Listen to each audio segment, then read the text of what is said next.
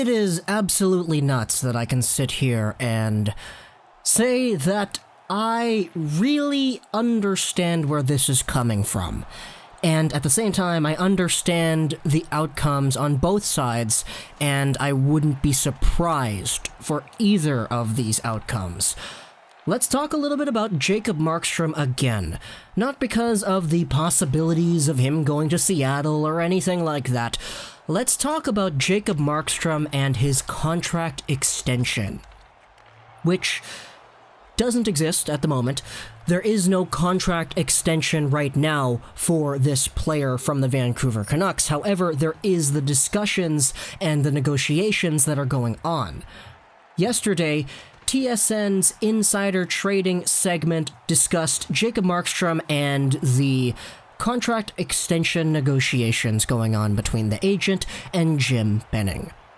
Bob McKenzie came on, and he talked about how, despite the fact that both Benning and the agent want to keep this absolutely just sealed in a vault, lips sealed shut about this because they don't want this to leak into the public media, McKenzie himself talked about how negotiations are absolutely nowhere near being done, and how they're not close, and how they're completely trying to lock away all the information that they're not close.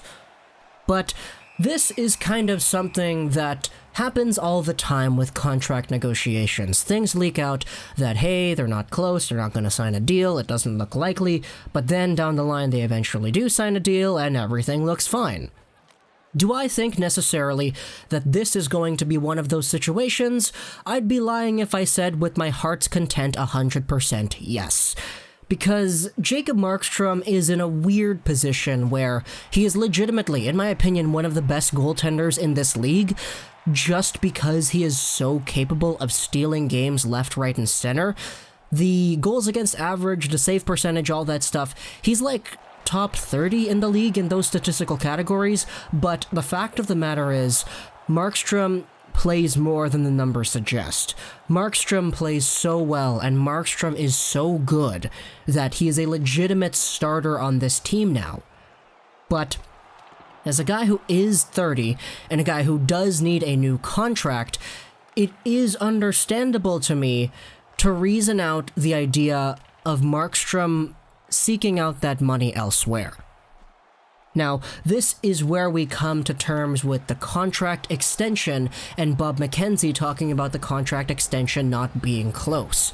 Because if the Vancouver Canucks wanted to keep Jacob Markstrom, they would need to fit him into a plan that consolidates with a Thatcher Demko who is on the verge of becoming an NHL starter, that consolidates with an Elias Pettersson and a Quinn Hughes needing contracts later, that consolidates with a roster that has $24.5 million locked up in Louis Eriksson, Antoine Roussel, Jay Beagle, Tyler Myers, Michael Furland, and Roberto Luongo until 2021-2022. We know that the Vancouver Canucks cap situation is going to get better over the next few years. Some of these guys are going to come off the books, some of these guys are going to not re-sign, and that will be a good thing for the Canucks when they need to sign Pettersson, they need to sign Hughes, all that stuff as well. But when you're in a negotiation for next year, where the guy is 30, the guy is on top of his game right now, and the guy is probably going to get the last contract he'll ever receive as an NHL athlete, your hands are kind of tied. And for Jacob Markstrom, this was a point brought up on Will Scouching Live. I listened to every single episode via the podcast because I'm not usually able to watch them live. He talked about how Jacob Markstrom, realistically speaking, aside from the sentimental aspect of it, Markstrom doesn't necessarily have the biggest incentive to stay with Vancouver, especially if they're in a position where signing him again would be very tough. The reason I say this is probably the last contract he'll ever receive is because Jacob Markstrom, to me, is not taking a 2 or 3 year deal in this scenario. I don't see him risking that, because his value as an asset is so astronomically high right now, and how prone goaltenders are to declining after having hot seasons is so likely that he'd be risking it if he went with a 2 or a 3-year deal. Because if Markstrom is only able to play like Markstrom is playing right now for another year or two, then what's going to happen in 3 years when he's not this good? He's going to get less money on probably a shorter contract. And it's why, to me, this is the time when Markstrom gets his quote-unquote retirement money. The money where he's going to retire and live off of this for the rest of his life. The way Markstrom has been playing right now, he has every right to ask for a 5 or a 6-year deal. And he's going to get a lot of money if he gets that 5 or 6-year deal. But with the Vancouver Canucks having Thatcher Demko in their system, being really good as well, they have Michael DiPietro, who is in Utica, being really good over there too. To me, Jacob Markstrom is in a position where I could understand if he said, yeah, I would rather go elsewhere. I'd rather get money somewhere else. I'd rather get the guarantee of a long-term economic benefit than stay in Vancouver where my potential starting job is in jeopardy. And believe me, I love Markstrom as much as you love Markstrom. Everybody in this city is in love with Jacob Markstrom. The guy just set the most saves for a shutout win by any Vancouver Canucks goaltender in history, with 49 the other day against Chicago. But I would be lying if I said I believe his future with the Canucks is 100% guaranteed.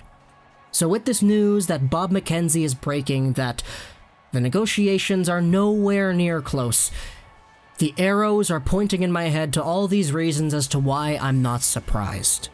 And no, this isn't a video where I propose, oh, the Canucks should trade Markstrom, because they can get value and they're not going to limit themselves with the possibilities by giving Markstrom a lucrative deal. And I'm not saying that the Canucks should get rid of Markstrom and ride out Demko full-time 100% either. But what I'm saying is that the idea of that happening definitely does exist within the next 2 or 3 years, which is where this insecurity of mine comes from with Markstrom's security on this hockey team. Now, to me, a perfect world and a perfect Vancouver Canucks scenario would see Jacob Markstrom sign short-term with the Canucks for a pretty reasonable cap hit, whatever that is. You can label that down yourself, comment down below what you think. And by the time Markstrom's next contract with Vancouver expires, that's when Thatcher Demko will come over and take over the reins as the goaltender of the future. Because I don't think anybody is going to sit here and say that Demko is the guy who should lose out on the starting job down the line over Markstrom, because Demko has 6, 7, 8 years on Markstrom, and he's been playing really well in his backup role. Every time he comes in, he steals the show. He's single-handedly won us a few games as well, has Thatcher Demko. So my faith is all in Demko for this future Vancouver Canucks squad when Petey, Besser, Hughes, Horvat, Podkolzin, and all these other guys are in their primes. Demko is going to be the guy. However, with how Markstrom has been playing, there's a reason to insert him into that conversation as well, and that's just the real truth about it. He's so good that people have to talk about his name like that, wherein he can be on this team and compete for the next few years because he's been so good now. Obviously, the guarantee for him to remain this good is uncertain, but assuming he does, he'll be good down the line, and he'll still be good when this team reaches their prime. So, overall, it's a really wacky situation. I don't want to say it's Roberto Luongo-Schneider 2.0. It's kind of a different scenario here, but Markstrom is in a weird spot. And I know he's said publicly that he wants to stay in Vancouver, but again, that's what they all say. They all say that they want to remain with the team that they're on. They let the agent handle it and all that stuff. They just let the GM talk about it. They don't really insert their 2 cents over there themselves. They're the players, not the negotiators, right? So comment down below what you think about this Jacob Markstrom thing. Bob McKenzie says that they're not close. Obviously, the possibility for them to become close in the next few months does exist, but I'm laying out my reasons as to why I am not surprised in the slightest that, at the moment, it's not close. So, yeah, the goalie of the future. The battle starts with this contract negotiation between Jim Benning, Jacob Markstrom, Thatcher Demko, and the cap hit, it looks like. So, I hope you enjoyed this video, and bye.